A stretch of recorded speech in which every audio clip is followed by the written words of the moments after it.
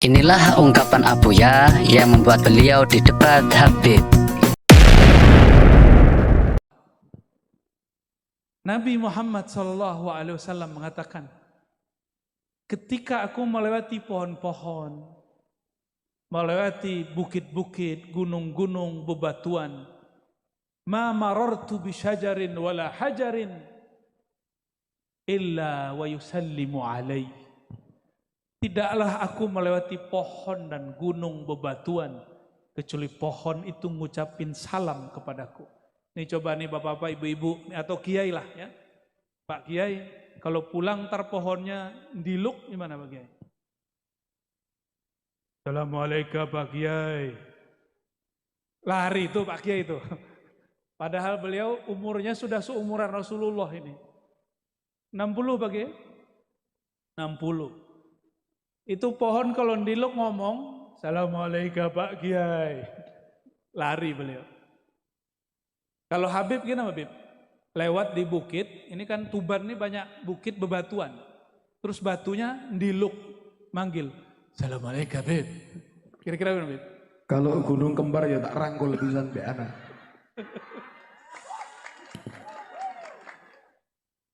Ampun ketemu Habib Jawa ya. Habib Betawi lain, Habib Palembang lain. Kalau Habib Jawa, Masya Allah. Barakallah Habib.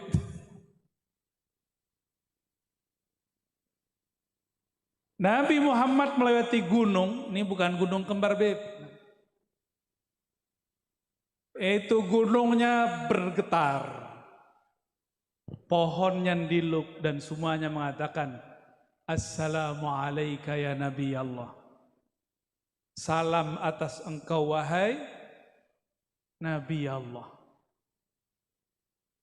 Hewan-hewan Nabi lagi jalan. Ada arak-arakan domba. Semua domba pengen mendekat Rasulullah. Ada onta-onta pengen ngadu ke Rasulullah. Cuma sayangnya onta ngadunya urusan perut. Bukan buah perut, Beb. Onta ketemu Rasul ngadunya urusan apa? Perut. Sama, mohon maaf nih, masyarakat ketemu wabub, ketemu bupati, ngadu masalah perut. Coba onta kalau punya akal, ketemu Rasulullah seharusnya bukan urusan perut yang diadukan. Yang diadukan apa? Wahai Rasulullah, beri syafaat, aku masukkan aku ke dalam surga. Itu seharusnya. Ternyata waktu dulu Rasulullah punya majelis duduk-duduk begini, tatakan punggungnya pohon kayu. Itu kayu ketika dibuatkan mimbar, ditinggal oleh Rasulullah nangis. Coba ibu-ibu dengerin pohon nangis, kabur pasti pengajian. Ini pohon Hanna Hanina. Dia menangis karena dia rindu merasakan punggung Rasulullah Sallallahu Alaihi Wasallam. Akhirnya itu semua sahabat yang hadir dengar. Berarti sahabat ini punya karomah mendengarkan suara tangisnya kayu-kayu. Turunlah Rasulullah dari mimbar. Nabi elus-elus ditanya, wahai kayu. Tuh Nabi bisa ngomong sama kayu. Coba kalau Pak Kiai bisa ngomong sama kayu, kita ngomong, Pak Kiai sudah begini ya. Paling tinggi kita bilang, Kiai udah majeduk, kejedot palanya sama dinding. Tapi Rasulullah SAW ngomong, dielus, dan tidak ada satu sahabat pun yang mengatakan Rasulullah itu gila. Kenapa? Rasulullah dan para sahabat sama-sama mendengarkan tangisnya. Dielus seperti anak kecil kemudian berhenti nangis. Ditanya, wahai kayu, engkau pilih jadi sandaranku di dunia atau masuk surga? Apa jawaban si kayu? Apa jawaban dia? Masuk, tapi menurut saya itu juga kurang benar, kurang sempurna. Walaupun lebih tinggi daripada onta. Makanya kalau sholawat jangan minta onta utangnya dibayarin. Ya. Kalau udah doanya Habib tuh, ya Allah semoga yang hadir terbayar utangnya, aminnya kenceng. Jadi niat hadir sholawat bukan karena cinta Rasul, tapi supaya utang terbayar. Remeh amat sholawatnya. Sholawat begitu, sholawat onta, tahu? Sholawat onta begitu. Ketemu Rasulullah hanya urus masalah perut. Untuk onta itu udah keren, hebat. Dia tahu itu Rasulullah.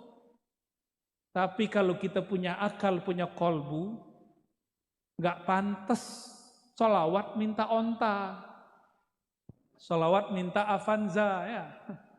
Sholawat minta, sekarang yang lagi tren apa nih? Rokso gue ya, rokso.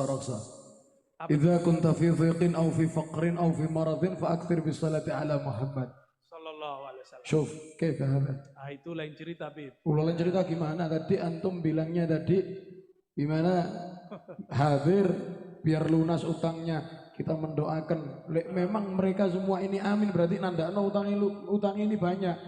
Tapi ada tapinya.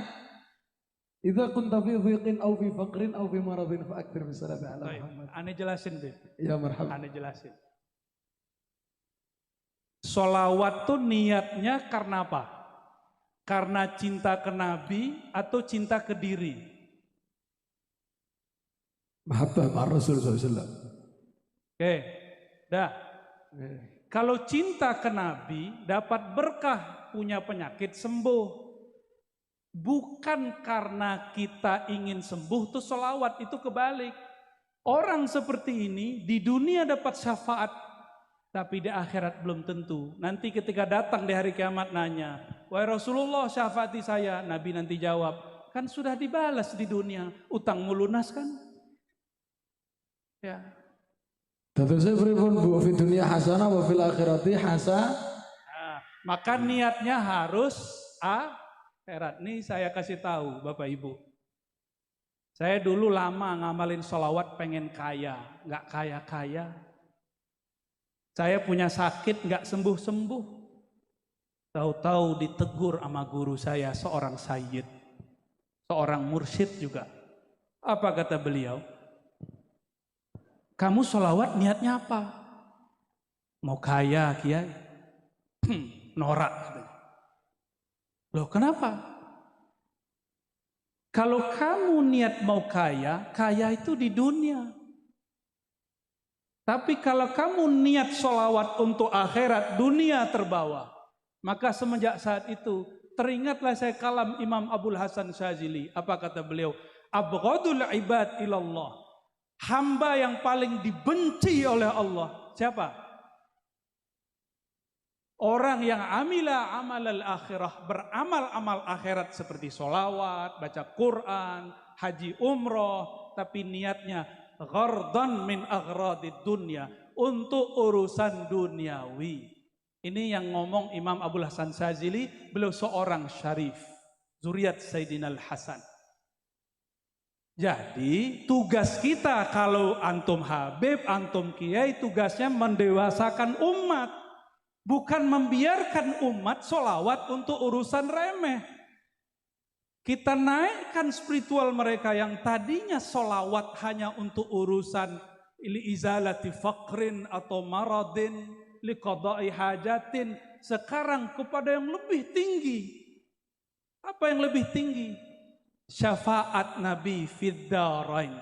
Syafaat Nabi di dunia plus akhirat. Jangan hanya urusan dunia. Tugas kami itu Bapak Ibu, ya.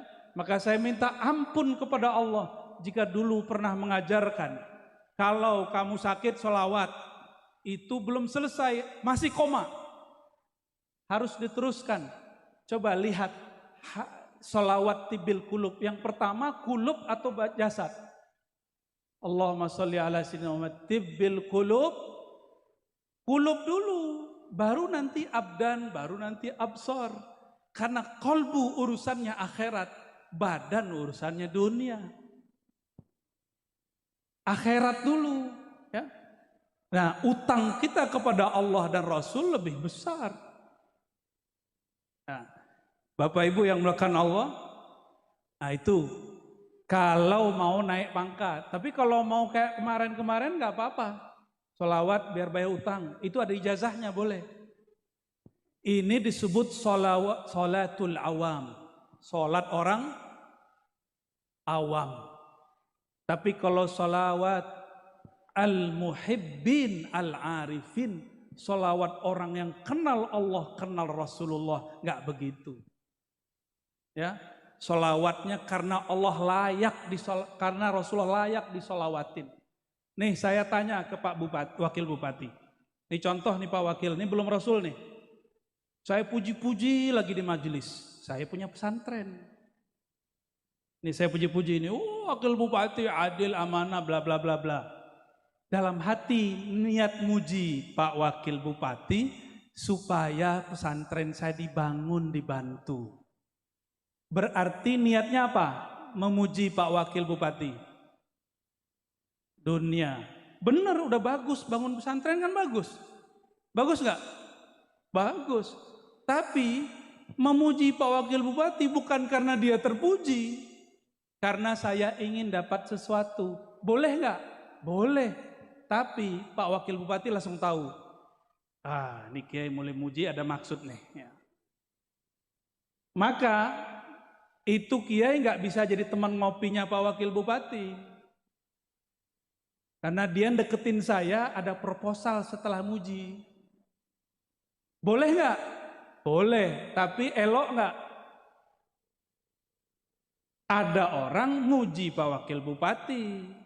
Dari hati nggak ada maksud apa-apa. Nah, orang ini cocok jadi teman ngopi. Nyaman nggak Pak Wakil? Nyaman. Rasulullah sama orang yang niat apapun dikasih. Tapi Rasulullah memilih khawasus sahabah. Sahabat-sahabat yang khawas, yang mulia. Itu sahabat-sahabat yang berjuang karena Rasulullah. Bukan karena dirinya. Jadi ada sholawatnya itu sholawat nafsiyah namanya. Sholawat karena dirinya. Ada yang sholawatnya karena Nabi Muhammad, sholawat Muhammadiyah. Sholawat, semua sholawat kita yang kita niatkan karena Nabi layak disolawati. Baru tuh sholawatnya benar. Oke? Ya. Barangkali itu yang boleh saya sampaikan ya. Maka kajian malam ini saya simpulkan bahwa baginda Nabi Muhammad sallallahu alaihi wasallam beliaulah khairul maulud, sebaik-baik orang yang dilahirkan. Maka ibundanya juga adalah ibu yang paling mulia yang dilahirkan. Maka dimanapun beliau menginjakkan kaki, di sana semua benda, semua tempat mengucapkan salam.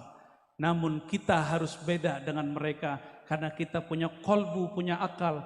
Bersolawatlah karena beliau layak disolawati. Insya Allah jika sakit Allah sembuhkan. Tapi jika sakitnya tidak disembuhkan, kita tetap solawat. Karena solawat kita bukan karena tersembuh daripada penyakit. Kalau utangnya tidak terlunaskan, kita tetap solawat. Karena solawat kita bukan untuk urusan duniawi. Syukur-syukur jika berkah Allah lunaskan.